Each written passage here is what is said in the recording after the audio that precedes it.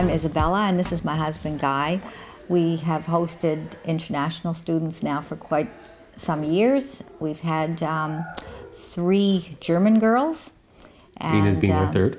Ina's been our third, and she was brought to us by Carly. Carly is the coordinator for the international program here in Truro, and she had a whole bunch of girls that may be placed in our home, and we selected Ina. We selected Ina. It was a really good choice. All the children sat at the table, and they had to kind of look through the paperwork, and they said, "Oh, she likes music and she likes to do some sports." So we chose Ina, and Ina's actually before she arrived here, called quite a number of times, and just to touch base and to see what we were all about, and the kids talked to her on email and Skype.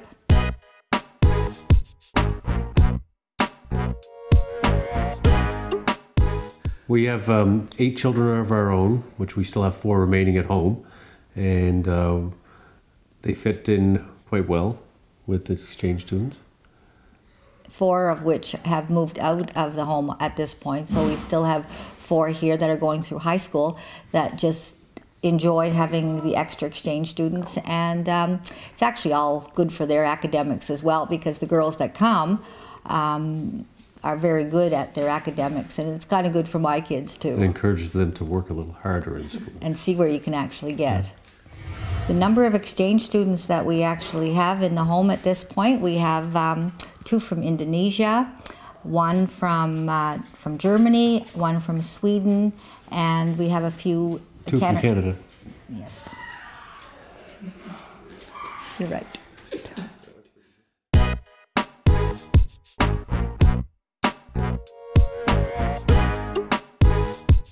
Every evening we always sit down for supper together. 6 o'clock. 6 o'clock is supper time. If everybody's here, some are not here at that time. Like today, I didn't get here because I was driving children around. But there's usually a dozen or so, 12 of us sitting around the table. Sometimes we have extras as well. And then normally we all try to do the dishes quickly. Gets it done very quickly. Mealtime consists of, because we have kind of like a hobby farm, we have our own meat and we have our own garden, and the kids help in the garden, and we've got carrots and potatoes. We've dug potatoes together before, and we enjoy just having a good 2 vegetables and a meat every day. Applesauce is very European. Homemade applesauce, and the kids peel potatoes as well, so we all do it together. Kitchen party includes sitting down and peeling potatoes and carrots for the week. Ina is gluten-free, and that was a bit of an issue with the coordinator who would host a child with gluten-free, because we're not always that used to it. For me, having an international student, it's also a learning experience for us also.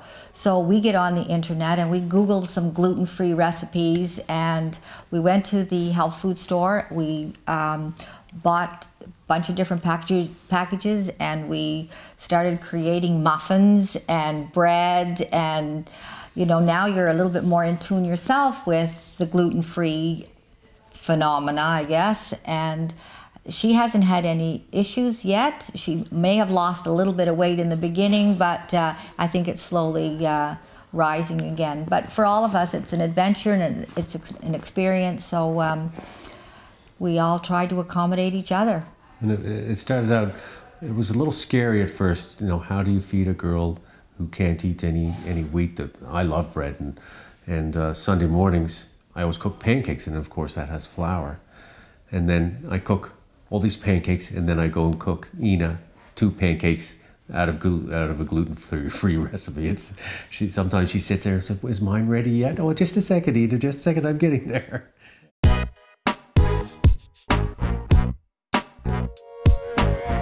They all have their own activities. Very much so. We don't have, our own children aren't really that musically inclined. They're more sports orientated, and the girls from Europe are much more musically inclined. So, But we try and intermingle everything. We live quite far from town, so we're always trying to coordinate drives. And so one of the girls is in rugby and basketball and music.